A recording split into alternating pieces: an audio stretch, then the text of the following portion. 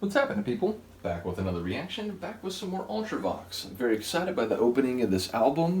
The tune that I listened to before that, which is from this album, Vienna, which I had listened to from a sort of greatest hits compilation. Shout out to Han Solo, but also shout out to Philip, who came in and said, I do have access to the larger catalog with the studio albums, and then made that available. So once again, shout out to all friends and champions of the channel.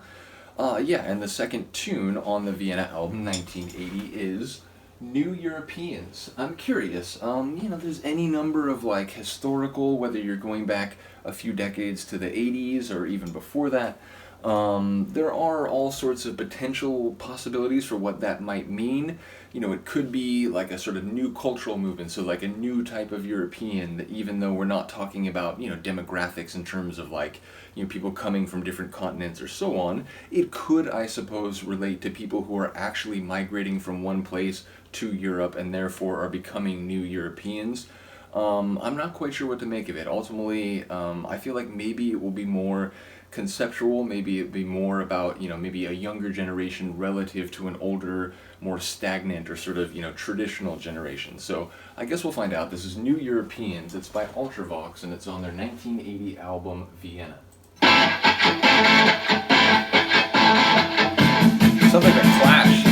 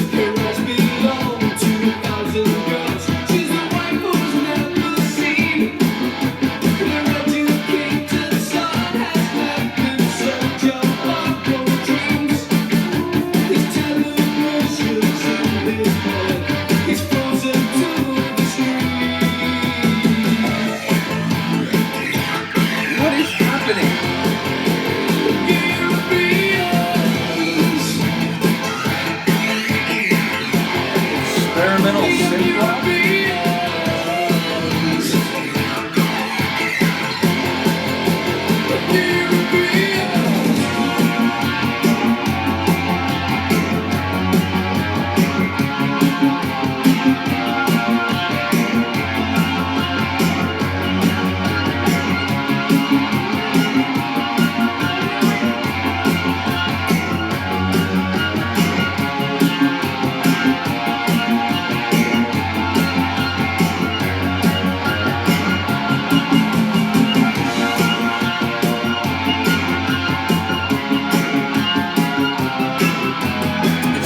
And haunting at the same time.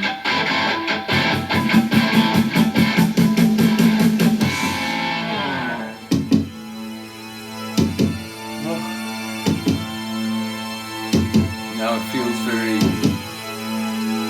cinematic, theatrical, like a suspense movie. Washed by the sun, he puts his headphones on. This modern world revolves around synthesizer song. When you cannot address, his senses slip away. Is a European legacy, a culture for today.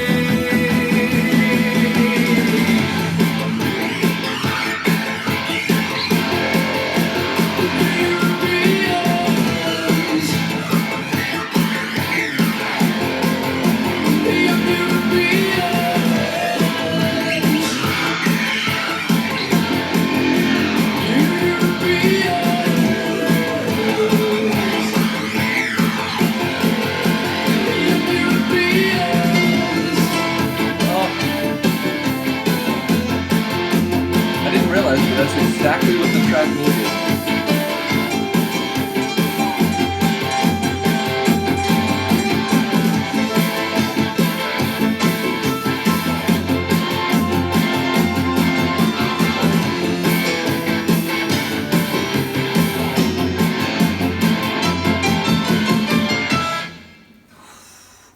Wow, that's amazing.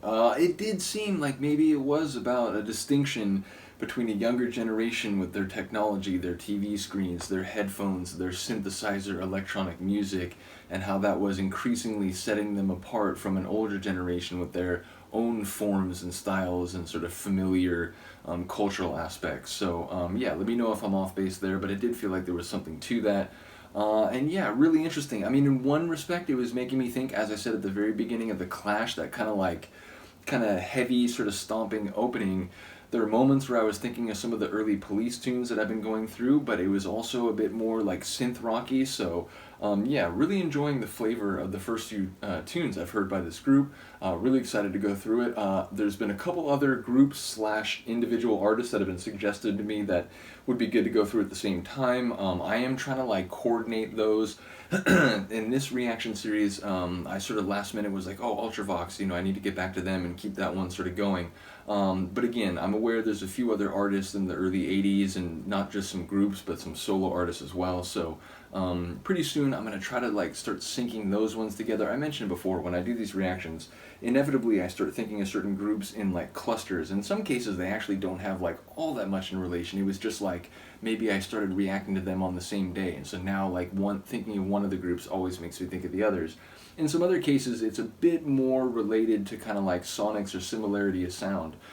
So I am going to try to coordinate these with like OMD and some other ones that I've been going through, like Cocteau Twins and so on.